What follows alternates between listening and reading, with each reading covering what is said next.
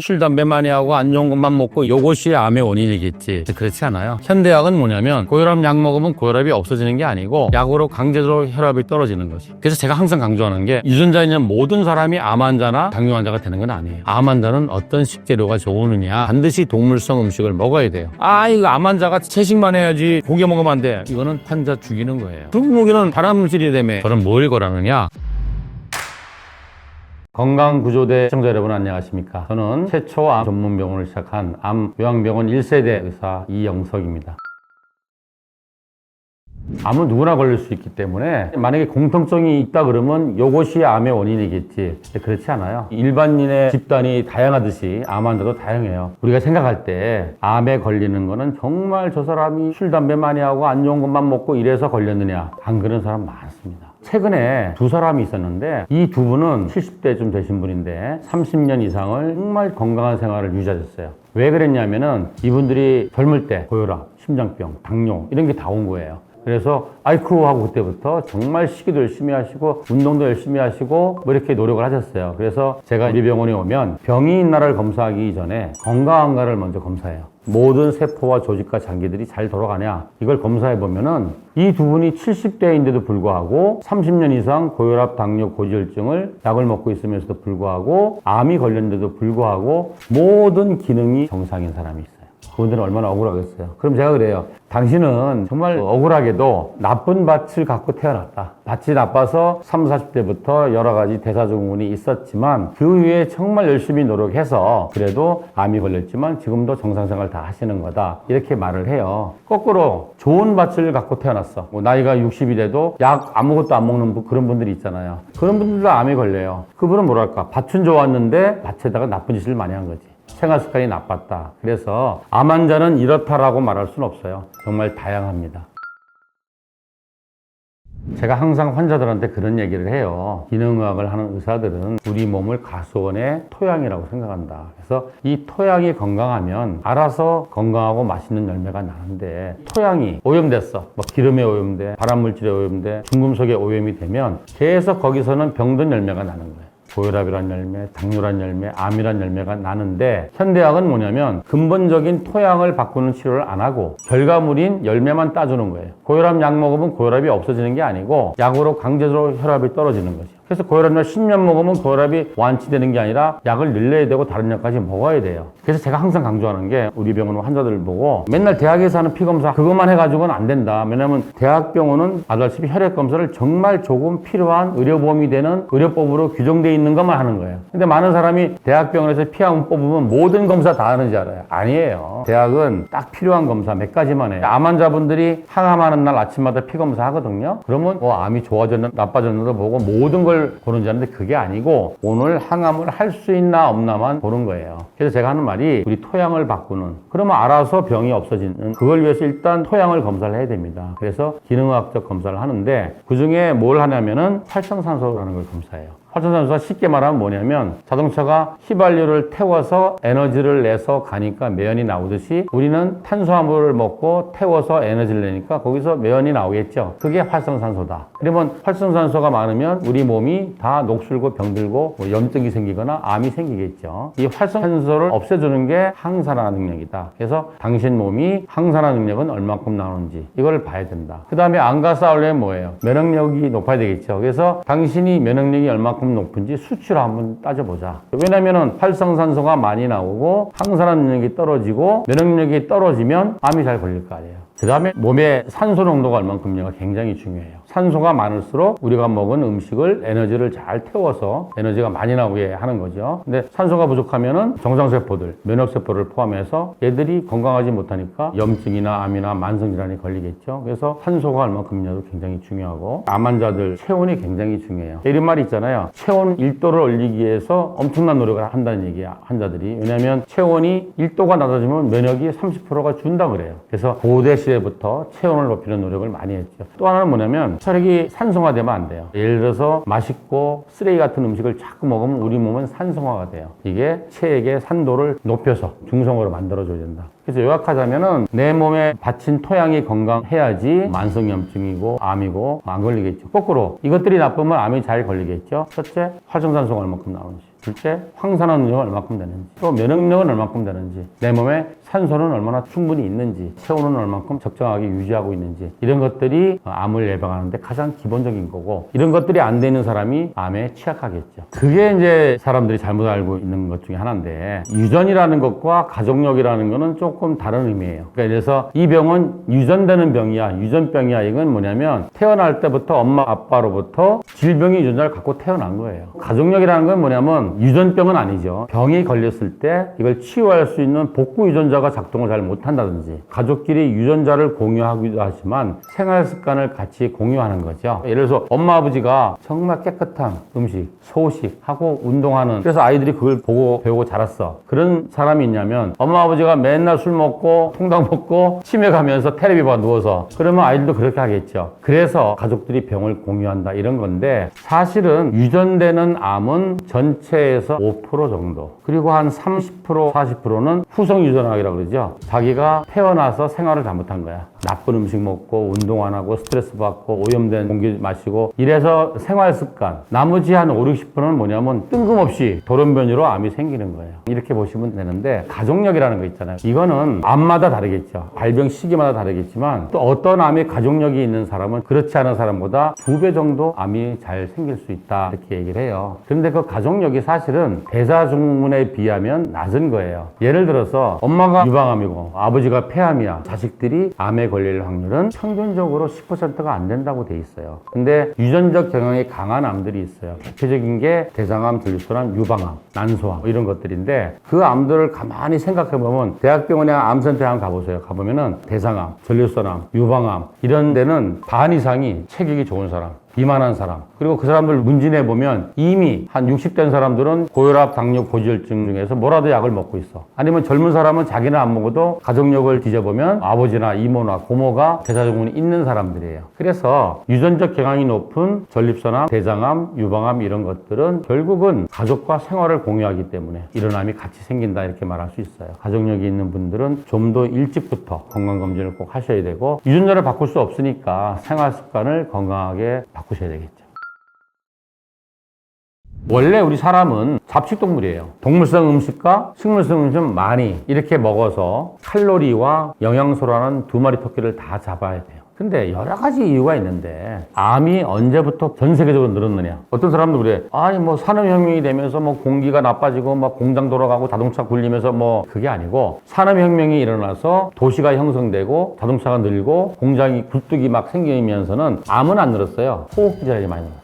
암은 언제 늘었냐면은 음식이 산업화되면서. 제가 어릴 때는 북한에 가면은 김치 공장이 있대. 된장 공장도 있대. 그래서 우리 깜짝 놀랐어요. 아니 김치하고 된장, 고추장, 간장을 집에서 담궈야지. 글쎄요, 지금 김치, 된장, 고추장 집에서 담그는 집이 몇 집이나 될까요? 다 사 먹잖아요. 식품이 산업화된 거예요. 식품이 산업화되면서 어떤 문제들이 생기냐면은 음식 재료의 장난을 자꾸 치는 거예요. 가공을 하는 거예요. 가공할 때 뭐가 들어가냐면 기름이 들어가야 돼요. 소금이 들어가야 되고 식품 첨가물이 들어가야 돼요. 그래야 맛이 나는 거예요. 그래서 첨가물이 안 좋다는 건 모든 사람이 동의할 거예요. 근데 요즘은 초가공식품이라고 그러잖아요. 가공을 여러 번 하는 거예요. 그래서 초가공식품이 식물성 재료를 초가공식품을 잘 안 하잖아요. 동물성 음식을 갖고 막 가공을 자꾸 하잖아요. 그런 문제가 또 하나 있고, 동물성 닭고기라든지 돼지고기라든지 소를 키울 때 예전처럼 방목을 하지 않잖아요. 특히 우리같이 땅이 좋은 데는 닭 같은 경우는 뭐예요? A4 용지 하나만 한데 하나를 키우잖아요. 거기다 또 뭐예요? 빨리 자라라고 성장 호르몬과 병 걸리지 말라고 항생제를 막 투입하잖아요. 그래서 이 동물성 음식 식재료는 너무나 많이 오염됐어요. 암 환자가 고기를 먹으라, 저도 고기를 먹어야 된다고 이야기할 때가 있어요. 우리가 에너지를 내는 영양소는 탄수화물, 단백질, 지방 이렇게 세 개잖아요. 비타민, 미네랄 이런 것들은 뭐냐면 조효소예요. 우리 정상세포나 암세포는 탄수화물을 에너지원으로 써요. 단백질은 에너지원이 아니에요. 우리 몸을 구성하는 벽돌이에요. 그래서 세계보건기구에서 이 벽돌에 대해서는 하루 섭취 공급량을 규정해 놨어요. 60세 이상 노인은 단백질 더 많이 필요해요. 왜냐하면 단백질 먹는 흡수율이 떨어지기 때문에, 근육이 점점점 마르기 때문에. 또 뭐냐면 항암하는 암 환자들, 항암을 안 해도 암 환자는 단백질이 더 많이 필요해요. 면역세포를 많이 만들어야 되니까. 그래서 단백질을 더 많이 먹어야 되는데, 단백질의 원천을 고기에서 갖고 올 거냐 아니면 식물성 재료에서 갖고 올까의 문제예요. 어느 단백질이 제일 좋냐면 식물성 단백질이 가장 양질의 단백질이란 말이에요. 그런데 문제는 뭐냐면 식물성 단백질은 양이 너무 작은 거예요. 암 환자들, 특히 항암하는 사람들은 엄청나게 많이 먹기까는 일반인보다도 먹느냐 확 준단 말이에요. 그럴 때는 단백질 보충을 반드시 동물성 단백질에서 해줘야 돼요. 안 그러면 항암해갖고 하루에 누룽지 삶은 거 반 공기 정도 먹는 사람한테 이거 암 환자가 채식만 해야지 고기 먹으면 안 돼. 이거는 환자 죽이는 거예요. 그래서 항암을 하고 장폐색이 오고 못 먹는 사람은 일단 소화도 문제고 흡수도 문제고 입맛도 없고 못 먹어요. 이런 사람은 반드시 동물성 음식을 먹어야 돼요.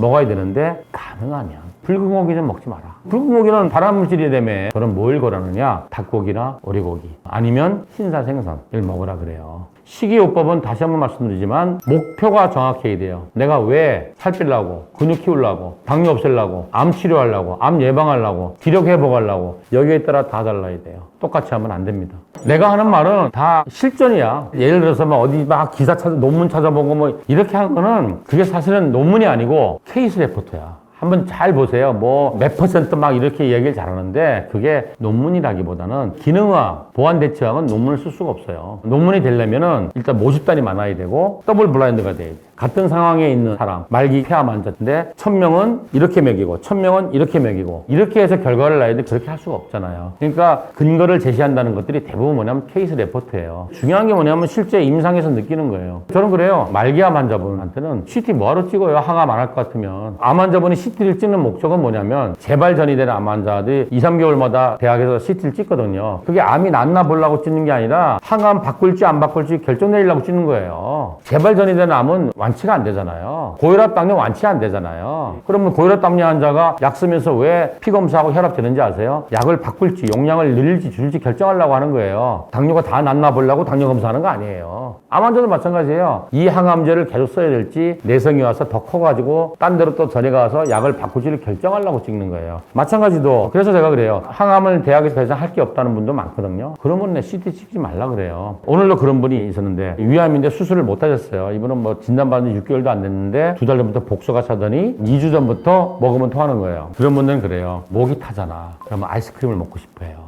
그럼 또 보호자가 말래. 암 환자가 무슨 아이스크림을 먹으면 이게 설탕이 범벅이고 몸이 차지고. 그래서 내가 아니 저 무슨 소리 하냐고. 이 아이스크림 한 번 먹고 몸이 얼마나 차지고. 지금 뭐 막혀가지고 못 먹는데 씹어 오라라 그래가지고 물을 먹으면 물도 위가 찰 시간 되면 3시간마다 토하는 거예요. 안 먹어도 토해. 위 얘기 자꾸 나오니까. 그러니까 물만 먹어도 토해.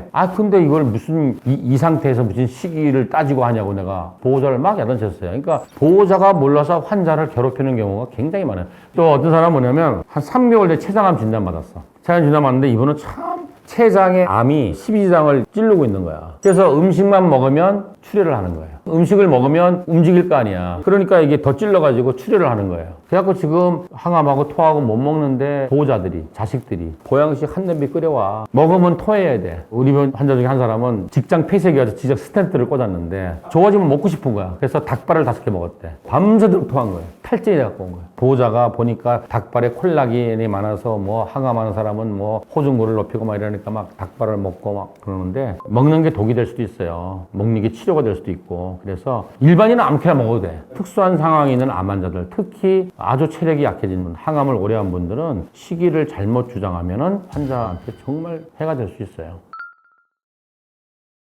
가장 중요한 게 태어날 때부터 좋은 밭을 갖고 태어난 사람이 이거죠. 근데 그건 우리가 바꿀 수 없잖아요. 우리 노력으로 바꿀 수 있는 거. 그걸 우리가 후성 유전학이라고 그래요. 유전자를 갖고 태어났지만 그 유전자가 암에 걸리는 유전자, 유방암에 걸리는 유전자, 당뇨에 걸리는 유전자를 갖고 태어났다 하더라도 유전자에 있는 모든 사람이 암 환자나 당뇨 환자가 되는 건 아니에요. 그 유전자가 발현되는 거를 스위치를 꺼주면 되잖아요. 그 스위치를 꺼주는 게 뭐냐? 어떤 음식을 먹느냐? 항산화 능력이 많은 음식, 면역력이 많은 음식 이런 걸 먹으면 내 몸은 점점 좋아질 거고 쓰레기 같은 음식을 먹으면 내 피는, 내 토양은 점점 오염되겠죠. 그래서 음식이 가장 중요하다. 그 다음에는 운동. 어떤 운동을 하느냐. 운동을 하는 사람과 안 하는 사람은 하늘과 땅의 차이가 있어요. 그래서 운동을 어떻게 하느냐. 그 다음에 어떠한 환경 속에 사느냐. 이미 우리 지구 자체가 많이 옛날보다 오염됐기 때문에 완전히 피할 수는 없지만 그래도 피할 수 있을 때까지 노력을 해야 되겠죠. 그리고 또 중요한 게 뭐냐면 내 마음밭을 어떻게 가꾸느냐. 저는 환자들한테 그렇게 얘기해요. 마음이 무너지면 몸은 순식간에 무너진다. 오늘 우리 병원에 제주도에서 일주일에 한 번씩 비행기 타고 오는 분이 있어요. 이분이 열심히 치료를 했는데 보호자가 우리 엄마가 지금 마음이 무너졌어요. 무기력해져서 아무것도 안 하려고 그래요. 그래서 내가 또 마음이 무너지면 몸은 금방 무너진다. 그래서 마음밭을 어떻게 프로세싱 하느냐 굉장히 중요하다고 생각합니다. 의학의 아버지인 히포크라테스 선생님이 뭐라 그랬느냐. 암을 포함한 모든 질병의 원인은 한 번에 확실한 잘못을 한 게 아니다. 매일매일 정말 사소한 잘못들이 축적된 결과가 질병이다 그랬어요. 이 말을 왜 하냐면은 막 어떤 사람은 그래요. 자기를 학대해요. 내가 술을 안 끊어서 폐암이 걸려서 뭐 이런 말 하는데 그렇게 자책하지 마시라고 하고, 제가 이제 거선요법이라는 식이요법을 우리 병원에 하기 때문에 전국에서 많이 와요. 많이 와서 두 가지 목적으로 와요. 첫 번째는 뭐냐, 자기 나름대로 식이요법 하시는 분이에요. 내가 이제 인터넷 보고 막 찾아가지고 이렇게 막 6개월 1년을 했는데 조금 불안하고 뒷머리 땡기는 거예요. 대학병원 가면 골고루 먹으려는데 내가 6개월 동안 1년을 풀떼기만 먹고 이래갖고 되나 막 두려움이 있고, 그래서 한번 저 병원 가서 한번 체크를 해보겠다. 두 번째는 뭐냐면 저 양반이 분명히 비법이 있을 거야. 쪽집게 과일처럼 갑상선암이세요, 요거 3개를 먹으세요, 이런 것 때문에 오는 거예요. 그러면서 오자마자 식단 짜자를 내요. 뭘 먹어야 되는지. 그래서 그랬죠. 제가 그걸 알면 여기 있겠습니까? 아들이 공부 잘하려면은 뭐 해야 되냐고 물어보는 거 똑같다. 건강도 마찬가지예요. 공부 잘하는 것도 마찬가지고 사업도 마찬가지고 모든 걸 동시에 노력을 해야 되고, 식이요법이라고 하는 것은 어떠한 신비한 식재료를 진시황이 불로초를 찾는 것처럼 요거 드세요 라고 하는 게 아니고, 무엇을 먹을까? 식단의 재료는 식이요법의 여러 가지 중에 하나일 뿐이에요. 이러이러한 거는 가급적 피하시고 이러이러한 거는 가급적 많이 드시고, 그 다음에 그거를 어떤 양으로, 어떠한 조리 방법으로, 어떠한 레시피로, 어떠한 순서대로 먹느냐는 전체의 식사에 대한 패러다임을 바꾸는 게 식이요법이지 뭐 먹나요 이건 없다는 얘기죠. 그러면 이제 이렇게는 말할 수 있어요. 우리가 피해야 될 식재료는 너무나 잘 알잖아요. 그러면 암 환자는 어떤 식재료가 좋으느냐. 1번이 정말 다양한 색깔의 다양한 종류의 채소를 많이 드셔라, 이런 얘기를 해요. 왜냐하면은 우리가 항산화 능력을 높이고 면역력을 높이고 음식을 통해서 항암 능력을 높이려면 그 성분들이 다 어디 들어있냐면 채소 속에 들어있잖아요. 근데 문제는 채식 위주로 가야 되는데 채소는 단점이 있어요. 첫 번째는 뭐냐면 채소는 완전 식품이 아니에요. 불완전 식품이에요. 그래서 일단 칼로리가 너무 낮아요. 그 이유는 뭐냐면 채소의 80%는 불용성 식이섬유예요. 우리가 소나 말 같은 반추동물이 아니기 때문에 채소의 80%에 해당하는 식이섬유를 포도당으로 쪼개서 흡수를 못해요, 피로. 그래서 80%는 뱃속에 있다 대변으로 나가는 거예요. 그러니까 실제로는 이만큼 먹어도 20%는 요만큼만 먹게 되는 거죠. 그래서 채식으로 할 때는 양을 많이 늘려야 된다. 그러면 양을 많이 늘리기 위해서 어떠한 채소들을 어떤 레시피로 먹어야 되느냐. 샐러드도 먹고 나물로도 먹고 삶아서도 먹고 쪄서도 먹고 구워 먹어야 되는 것도 있고 끓여서 수프로 먹어야 되는 것도 있고 식이섬유를 빼고 즙으로 먹어야 되는 것도 있고, 다양한 재료를 다양한 레시피로 해야지만 그 양을 채울 수 있다. 두 번째는 동물성 식품은 완전 식품이에요. 그래서 칼로리나 영양소가 다 들어있어요. 그래서 1년 내내 한 가지 동물성 음식만 먹어도 일단 문제가 없어요. 칼로리와 영양소. 근데 이제 몸이 자꾸 산화되고 쓰레기로 바뀌는 거죠. 근데 식물성 음식들, 채소는 불완전 식품이에요. 그래서 한 가지 채소에 모든 영양소가 다 들어있지 않아요. 1년 내내 당근하고 케일만 먹으면 반드시 영양결핍이 와요. 그렇게 양과 종류를 확보할 자신이 없으면 동물성 음식과 같이 드셔야 돼요. 근데 동물성 음식을 먹는다 하더라도 암 환자라 그러면 가급적이면, 뭐 일반인도 마찬가지예요. 붉은 고기 있잖아요. 소고기, 돼지고기. 이런 거는 세계 암협회에서 2군 A 발암물질로 규정했잖아요. 그러니까 암 환자가 항암하면서 구태여 발암식품을 먹을 필요는 없잖아, 그죠? 그리고 그거를 가공했어. 햄, 소세지, 베이컨을 만들어서 이건 1군 발암물질이에요. 항암하는 분이 1군 발암물질 먹을 필요는 없잖아요. 그러니까 요약하자면 건강한 식습관을 해야 되는데 모든 사람들이 똑같이 처방하면 안 돼요. 나는 당뇨야, 나는 비만이야, 나는 암을 예방하고 싶어, 나는 지금 암 환자인데 지금 항암하고 있어. 이때 다 레시피가 달라야죠. 어떻게 똑같을 수가 있겠어요. 그래서 식이요법은 어떻게 보면 극단적인 편식일 수가 있어요. 근데 이거를 잘못하면 이것저것 다 먹는 것보다 오히려 몸을 해칠 수가 있다. 그래서 반드시 모든 것은 적절해야 된다. 식이요법도 적절해야 되고, 그리고 합리적이어야 된다. 항암이나 방사선 치료의 원리가 폭발적인 활성산소를 만들어서 세포를 공격하는 거란 말이에요. 그러니까 장기간 항암을 한 사람은 활성산소가 높을 수밖에 없죠. 이 환자는 활성산소가 레퍼런스 레인지보다 훨씬 낮은 거예요. 이건 뭘 의미할까요? 활성산소도 양날의 칼이에요. 우리 몸을 지키는 태초의 면역 물질이 활성산소예요. 우리 몸에 활성산소가 세 가지 타입이 있는데 그 중에 하나가 H2O2예요. 과산화수소수야. 거품 나는 소독약. 그래서 활성산소가 어느 정도 있어야지 공기 중에 세균이 들어오고 손에 다 세균이잖아요, 이거. 들어오면 제일 먼저 활성산소들이 나타나가지고 걔들을 소독하는 거야. 죽이는 거야. 그런데 이게 너무 많아버리면 내 정상세포까지 소독해버리는 거야. 그래서 뭐든지 과해도 안 되고 부족하도 안 되고 옵티멀 레인지, 적정한 수준에 있어야 된다는 얘기예요. 식이는 기본이죠, 기본. 그리고 운동에 대한 얘기. 운동도 기본이잖아. 먹는 문제하고 운동에 대해서는 워낙 많이 이야기들이 있으니까. 세 번째는 뭐냐면은 거슨식 부엌이라는 게 있어요. 부엌을 거선요법이라고 하면 싹 다 바꾸라고 돼 있어요. 주방 용기부터 시작해서. 양은 냄비 제일 나쁜 거죠. 제일 좋은 거는 흑으로 만든 독이라 그러나요? 그거 유리로 만든 용기를 쓰라고 돼 있어요. 물도 다 바꿔야 된다. 당연히 정수해야 되겠죠. 정수도 역삼통합 방식을 해야 돼요. 그 다음에 뭐냐면 물 속에 있는 염소 성분 다 빼야 돼요. 그리고 불소 성분 다 빼야 돼요. 옛날에 입원실이 있을 때는 입원해서 거선요법을 했었는데 그때는 찾아보니까 다행히 서울 수돗물인 아리수에는 불소가 없어요. 두 번째, 염소. 염소는 간단하게 해결할 수 있어요. 인터넷 보면은 염소 제거기라고 있어요. 그게 요만한 건데 수도꼭지에 탁 끼우면 돼. 값도 얼마 안 해요. 탁 끼우면 거슨이 원하는 물이 나오는 거예요. 후라이팬 이런 것도 거슨식 후라이팬 이래가지고 거의 후라이팬 이런 건 일회용으로 쓰라고 돼 있어요, 사실은. 그 다음에 또 거슨이 강조하는 것이 먹는 거, 그리고 운동하는 거, 그리고 환경. 그래서 전자파를 다 없애라고 돼 있어요. 근데 우리 공중에 떠다니는 전자파 굉장히 많거든요. 만만치가 않아요. 피할 수 있는 것들은 가급적 피하라는 얘기죠. 전자레인지 다 없애라 그러고 뭐 핸드폰, TV 이런 거를 다 없애라고 돼 있어요. 지키기가 정말 힘들죠. 음식도 하루에 12번을 먹게 돼 있어요. 매 시간 만들어서 그때 먹는 거예요. 그러니까 할 수가 없잖아요.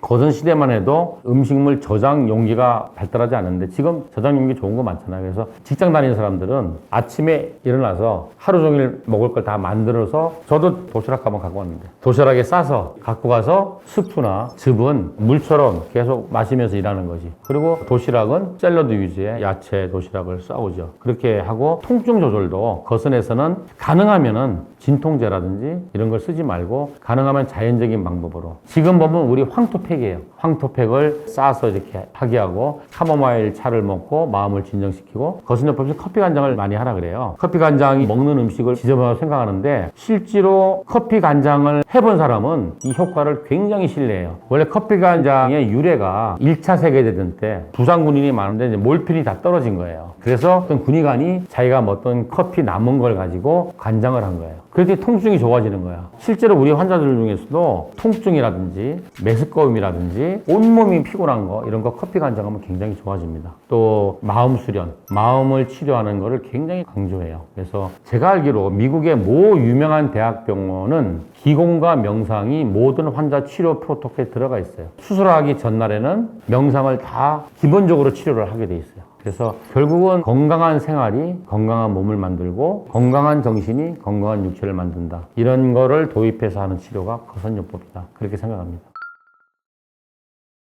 암에 걸리면 환자들의 심리 단계가 있어요. 뭐냐면 당신 암이야. 그러면은 뭔 소리야? 뜬금없이 내가 지금 아프지도 않고 밥도 잘 먹고 운동 잘하는데 부인해요. 딴 병원 가. 또 암이야 그러면 온 동네 돌팔이네. 세 번째 병원 가. 암이야 그러면 그런가 보네. 왜 암이지? 난 나름대로 막 채식 위주로 하고 매일 운동도 하고 했는데 왜 그러지? 그 다음 단계가 뭐냐? 화가 나는 거야. 왜 내가? 저렇게 나쁜 놈도 많은데 저렇게 술, 담배 하는 놈 맨날 삼겹살만 구워 먹는 놈도 있는데 왜 나는 암이야? 화가 나는 거예요. 그 다음에 뭐냐? 아니야 지금 이러고 있을 때가 아니야. 내가 좀 살아야 돼. 그래갖고 인터넷 찾았고 내가 뭐 간암에 좋은 음식 막 찾아서 막 먹기 시작해. 살라고 노력을 하는 거예요. 그러다가 이제 어느 순간 상태가 안 좋아지거나 치료 과정이 너무 힘들면 우울해지는 거예요. 왜냐면 암이라는 거는 인생에 계획이 없던 거잖아요. 모든 사람의 계획은 지금보다 올라가는 덧셈의 계획을 짜지 뺄셈의 계획은 안 한단 말이에요. 근데 암은 뺄셈도 확 뺄셈이 됐는데 정말 열심히 노력해도 제로가 되기 힘들다는 얘기잖아. 그러니까 우울해지는 거야. 그래서 이제 뭐 사람도 안 만나려고 그러고 아무것도 안 하려고 그러고 그러다가 이제 뭐냐면 어느 순간에 모든 걸 받아들여요. 내가 20년간 암 환자 보면서 그때 중요한 게 종교의 힘이에요. 내려놓음. 왜냐면 이게 암이라는 게 자기가 뭘 어떻게 해볼 수 있는 방법이 많지가 않아요. 암을 치료하는 의사인 나도 대학병원도 암에 대한 무기는 3개밖에 없어요. 수술, 항암, 방사선. 이것도 생긴 지가 1980년대 이후에 생긴 거예요. 근데 우리 병원이 전부 암 환자잖아요. 근데 대학병원의 무기가 30개가 아니고 3개밖에 없어. 이거 다 할 수 있는 사람은 100명에 1명. 사람들은 암에 걸리면 수술 계속하고 방사선도 계속하고 항암도 계속하고 뭐 이런 줄 알아요. 안 그래요. 수술은 딱 한 번 하면 끝이에요. 제발 들어가면 수술 못 해요. 처음부터 전이 됐으면 수술 못 하는 거고. 방사선은 할 수 있는 부위가 정해져 있어요. 대부분은 방사선 못 해요. 효과가 없고. 그리고 한다 하더라도 한 번 하면 그곳은 2번 못 해요. 이런 기본적인 것도 몰라요. 세 번째, 항암. 많은 환자들이 모든 암에 항암제가 다 있는지 알아요. 항암제가 확실한 암이 손으로 꼽을 정도밖에 안 돼요. 항암제가 아예 효과가 없는 암도 꽤 많아요. 그렇기 때문에 사람이 노력해야 될 부분은 정말 노력해야 되지만 빨리 받아들이고 빨리 내려놓고, 마음이 상하면 몸은 금방 나는 무너진다고 봐요. 마음을 잘 지키고, 그래서 대학병원의 도움을 받고 또 자기가 할 노력을 열심히 해나가면, 결과가 좋은 사람은 특징이 뭐냐, 걱정은 별로 안 하고 노력을 열심히 해요. 거슴요법 하잖아요. 하루가 너무 바빠요. 하루가 너무 바빠서 걱정할 틈이 없어. 몸이 빨리빨리 좋아지거든. 암은 천천히 좋아져도 사람들 만나면 너 혈색이 왜 이렇게 좋아졌냐, 안색이 좋아졌네, 이런단 말이에요. 그리고 고혈압, 당뇨 이런 것도 팍팍 떨어지고, 그러니까 신이 나서 열심히 해요. 그러다 보니까 점점 좋아지는 거예요. 결과가 안 좋은 사람은 뭐냐면 계속 걱정만 해요. 계속 화만 내고 짜증만 내고, 그리고 노력은 안 해요.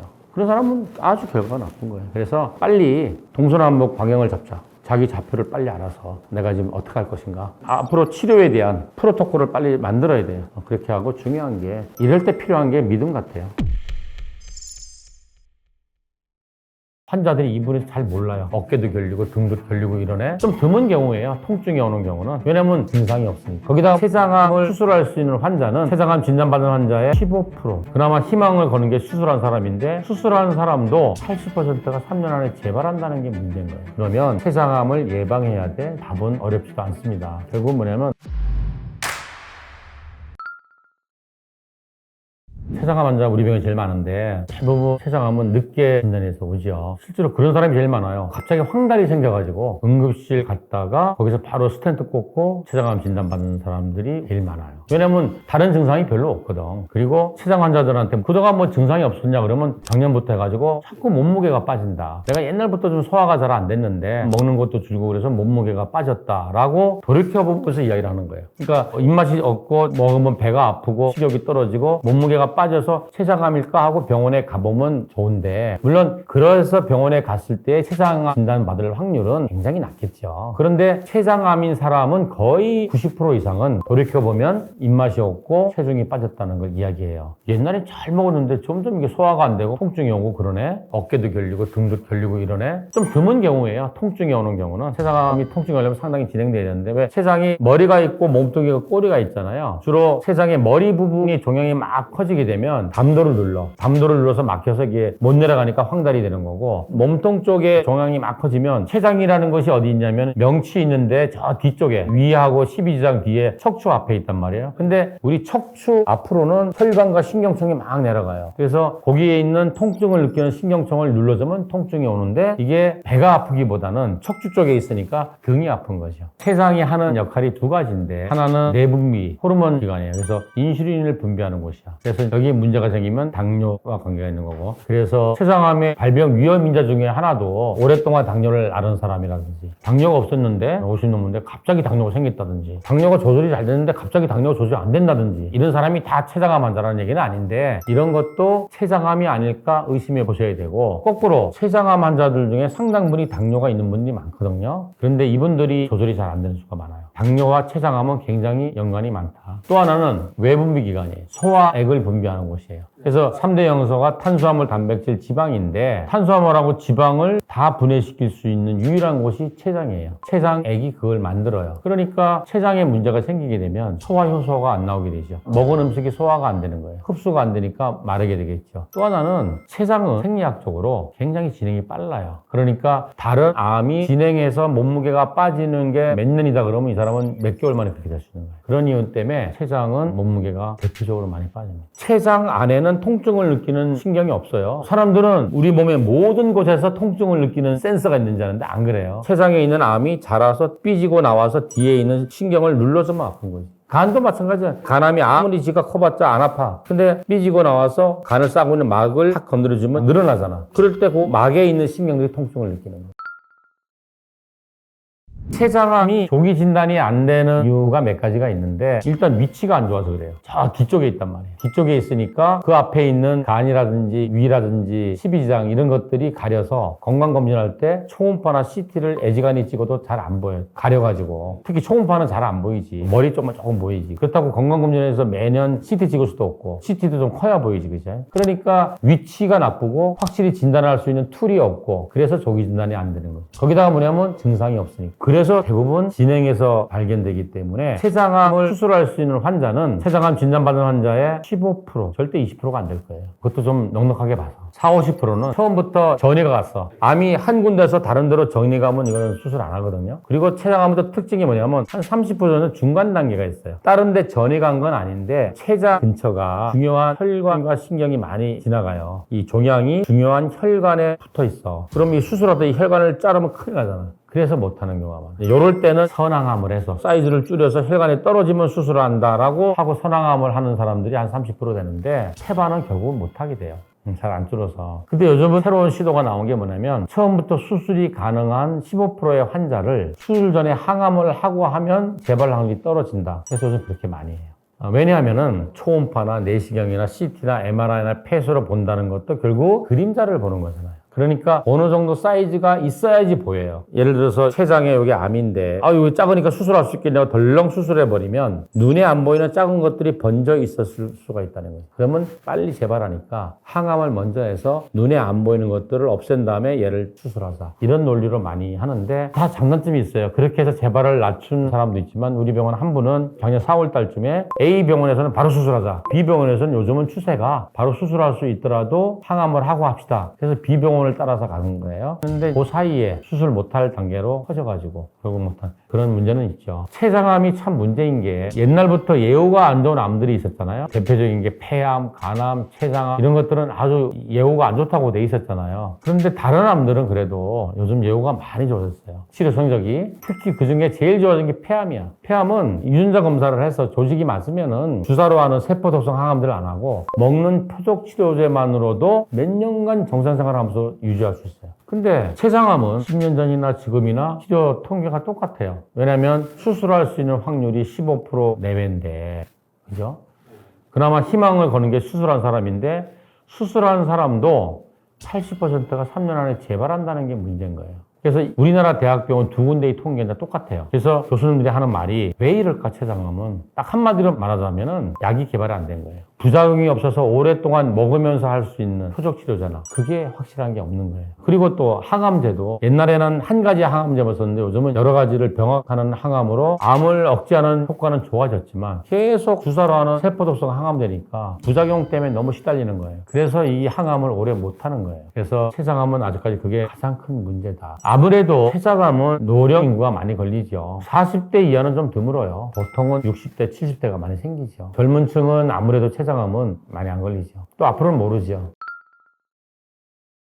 암을 예방한다, 쉬운 얘기는 아니죠. 그리고 답은 어렵지도 않습니다. 결국은 뭐냐면, 내 몸은 자꾸 망가져져 가는데 췌장만 건강해져. 있을 수 없는 거죠. 그러면 췌장암을 예방해야 돼, 췌장암을 치료해야 돼. 저는 어떻게 말하냐면, 내 몸이 좋아지면 췌장암도 예방하고 치료되는 거죠. 가장 중요한 거는 생활 습관을 바꿔야 되겠죠. 근데 사실은 생활 습관 바꾸는 거를 알아 나도 하는데 지금 바빠서 그래, 요거 끝나면 내가 할 거야, 다 이렇게 하는데 그런 분은 평생 못 해요. 지난주에 와서 검사하고 오늘 검사 결과 본 사람이 있어요. 이분은 젊어요. 40대인데 대기업의 연구원이에요. 이분은 나쁜 맛을 갖고 태어나서 고혈압, 당뇨, 고지혈증 뭐 이런 것들이 이미 다 있는 분이에요. 그리고 생활 습관도 아주 안 좋아요. 담배 많이 피고 술 많이 먹고 고기 좋아하고 이런 분이었어요. 근데 암을 진단받고 나서 한 달 동안 식이요법을 했대요. 근데 오늘 피검사를 결과를 보니까 모든 게 정상으로 떨어졌어요. 한두 달 사이에 이 사람이 15kg 이상을 뺀 거예요. 그래서 내가 그랬죠. 암 걸리기 전에 이랬으면 이 암이 안 걸렸을 텐데. 자기도 그렇게 생각한대요. 답은 여기에 있어요. 아이쿠야 하고 하지 말고 건강할 때 더 건강하게 생활 습관을, 식이와 운동과 체중 조절과 수면, 스트레스 조절을 열심히 하시면 내 몸이 건강해지잖아요. 그럼 췌장암도 안 걸릴 확률이 높아지겠죠. 또 췌장암에 걸렸어. 그래도 이렇게 내 몸을 건강해, 내 몸 전체가 건강해지면 췌장암을 극복할 확률이 훨씬 높아지겠죠. 저는 그렇게 생각합니다. 췌장암에 이거 먹으면 좋아. 이런 건 없다고 저는 생각해요. 가족력이 많은 암은 아니에요. 가족력이 많은 암은 유방암, 대장암, 전립선암 이런 게 이제 유전적인 경향이 많은 건데 가족력이 있으면 발병 위험이 엄청 높아져요. 직계 가족 중에 췌장암이 한 사람이 있다 그러면 췌장암에 걸릴 확률이 6배 내지 10배 많다고 봐요.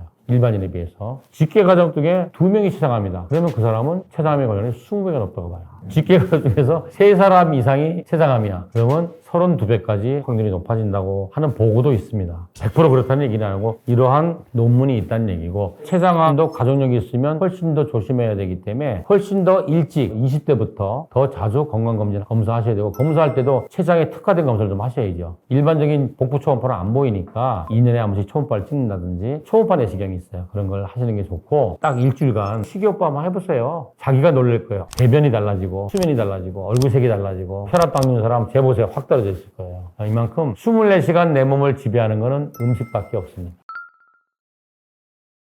원망이지. 이 사람이 뭘 잘못했다고. 직장생활 다닌다고 좀 바빴고 그러다 보니까 뭐 식사도 좀 불규칙했고 뭐 특별히 나쁜 것도 안 했는데 왜 췌장암이 걸렸을까? 가족 같으면 내가 음식을 잘못해줬나? 췌장암이 정말 안 좋다는데 항암을 뭐하러 해? 치료를 뭐하러 해? 그냥 뭐 아무것도 안 할래? 포기하는 분들도 있어요. 그런데 자책하고 원망하고 후회하고 억울해하지도 마시고 지금부터 빨리 치료할 수 있는 태세로 바꾸셔야 돼요. 그래서 빨리 객관적이고 정확한 정보를 따져가지고 내가 나를 도와줄 무기들이 뭐가 있는가? 대학에서 나는 뭘 도와줄 수 있는가? 수술 가능하면 반드시 해야지. 근데 이 와중에 수술하면 안 된다고 이런 거 하지 마시고 할 수 있는 모든 걸 다 하세요. 수술도 하시고 항암도 체력이 된다 그러면 해보시고 했는데 부작용이 없다 그러면 계속 해보시고 체력이 안 되거나 했더니 뭐 부작용이 너무 심해 그러면 안 하시고 그리고 또 나는 뭘 노력해야 돼? 그동안 안 좋은 음식 먹었다 그러면 음식을 먹는데 초창기에는 체력이 되잖아요. 그때는 건강식이 아니라 치료식을 해야죠. 하루아침에 바꾸셔야 돼요. 대부분 사람이 혼자 하면 건강식밖에 못해요. 근데 건강식을 하면은 고혈압 당뇨는 좋아지지만 암은 꿈쩍도 안 해요. 치료식을 강도 높게 하셔야 돼요. 운동도 하시고 일단 마음을 정리하셔야 돼요. 그리고 더 중요한 게 가족들의 지지. 사람은 영적인 동물이잖아요. 암에 걸렸는데 가족들이 자기를 어떻게 보는지 딱 보이잖아. 나를 짐으로 보는지, 나를 살리려고 정말 노력하는지, 가족들의 따뜻한 지지, 응원, 격려 이런 게 굉장히 중요하고 믿음이 있으면 훨씬 더 좋겠죠. 어렵고 긴 광야와 터널을 지날 때 누군가 손잡을 사람이 있다면 그게 얼마나 좋겠어요. 예를 들어서 서울대학 병원장이 내 아는 사람이야 라고만 해도 위안을 받는 사람이 맞는데 그보다 더 대단한 존재가 나를 알고 있어 그러면 얼마나 더 마음이 놓이겠어요. 예를 들어서 고혈압 환자는 환자가 의사한테 요구하는 게 딱 하나야. 고혈압 낮춰주면 돼. 근데 암 환자나 그 가족들은 요구사항이 많아요. 요구사항이 많기 때문에 우리가 해줄 것도 많아요. 첫째는 암에 대한 직접 치료, 수술이나 항암이나 방사선, 이건 대학교에서 하는 거고 우리 병원 같은 거순요법에서는 첫 번째 팔리에이티브 메디슨이라고 해서 완화 치료라고 그래요. 증상 완화 중에서 1번이 뭐냐면 통증이에요. 췌장암 환자도 통증이 많은데 많은 사람들이 이 통증이라고 인지를 안 해요. 왜냐면 느닷없이 암을 진단받은 것도 억울해 죽겠는데 이게 암성 통증이래네? 난 이제 끝난 건가? 인정 안 하려고 그래. 나 원래 여기가 아팠어. 나 원래 막 등 결리고 음식 잘못 먹으면 배 아프고 원래 그랬어. 그건 일시적인 거야 라고 하고 암성 통증이라고 인정 안 하려고 그래. 두 번째는 통증이 오면 진통제로 통증 조절을 해야 되는데 진통제를 거의 거부해요. 저 몸이 나쁘잖아. 내가 그래요. 항암제보다 나쁘겠어요. 그러면서 통증 조절을 시작할 때까지 한두 달이 걸려요. 보호자도 좀 참아봐. 아빠 좀 참아봐. 진통제 먹으면 어떡하려고 그래 이거. 그리고 이거 암 환자는 마약 쓴다 마약쟁이 될 거야 막 그러고 나중에 점점 내성 들어서 안 들으면 나중에 정말 어떡할 거야. 참아. 통증을 참으면 환자는 하루하루 쓰러져 가는 게 눈으로 보여요. 제가 그래요. 환자부터 믿으시죠? 원장님 믿는데 나를 믿고 딱 3일만 해봅시다. 그냥 탁 처방을 해요. 그러면 3일 후에 멀쩡한 사람이 됐구나. 이게 중요한 거예요. 두 번째 문제가 뭐냐면 먹는 문제예요. 그래서 환자하고 보호자하고 싸우는 게 통증 조절 때문에 싸우고 먹는 것 때문에 싸워요. 왜냐면 보호자는 계속 식이요법 하라고 하든지 아니면 보양식 계속 해와서 먹으라 그래요. 환자는 먹을 수가 없어. 지금 항암에서 미식거리고 토하는데 배멀미하는 사람한테 음식 갖다 주면 그게 도와주는 게 아니잖아요. 환자는 딸하고 며느리와 부인한테 미안하니까 먹고 토하고 먹고 아프고 먹으면 또 출혈하는 사람도 있어요. 그래서 식욕이라는 건 우리의 전신의 상태를 나타내는 바로메타거든요. 그래서 먹는 거 갖고 싸우면 안 되고 어차피 많은 약도 못 먹고 먹어봤자 그게 피로 흡수가 안 되기 때문에 필요한 모든 영양소를 탄수화물, 단백질, 지방, 비타민, 미네랄, 항산화제 이런 걸 전부 다 혈관으로 먹여야 돼요. 그래야 바로 피로 가지. 우리는 입에서 피까지 가는 길이 가까워요. 금방 가. 먹으면 다 피로 가. 왜냐면 항암제가 소화기관을 다 망가뜨려 버리니까. 먹은 게 부셔서 소화시켜서 피까지 흡수하는 게 너무나 먼 길이에요. 그러니까 입으로는 환자가 먹을 수 있는 것 중에서 나쁘지 않은 것만 조금씩 먹게 하고 나머지는 전부 다 혈관으로 영양 공급을 해줘야 된다. 그리고 뭐 세 번째는 이제부터는 이제 심각해지는 거예요. 복수가 차기 시작하면 환자는 모든 기력과 삶의 질이 급속하게 떨어집니다. 그 다음에 올 수 있는 게 장폐색. 이러면 환자를 너무 괴롭게 해요. 그래서 이런 것들을 적극적으로 조절해야 돼요. 이런 걸 조절 안 하고 항암 치료만 한다는 건 앞뒤가 안 맞는 말이에요. 근데 대학은 이런 것들에서 적극적으로 개입을 잘 안 해요. 물론 이제 황달이 생기면은 스텐트를 박아줄 수도 있고, 복수가 있으면 복천자를 빼줄 수도 있을 것이고, 장폐색이 오면 어떤 경우에는 스텐트를 꽂을 수도 있고 못할 수도 있고. 그러나 통증 조절과 영양 조절은 대부분 대학에서는 적극적으로 개입 안 합니다. 환자들이 이 부분에서 잘 몰라요. 대학에서는 한 달치씩 줘버리잖아요. 그러면 환자는 덜 아프든 덜 아프든 똑같이 약을 먹어요. 그러면 안 돼요. 혈압약은 석 달치 줘도 돼요. 통증은 매일매일 다르고 먹는 양은 매일매일 다르기 때문에 통증 조절과 영양 조절은 매일매일 바꿔서 해줘야 돼요. 그리고 환자와 보호자를 교육을 시켜줘야 돼요. 이런 완화 치료가 정말 중요하다.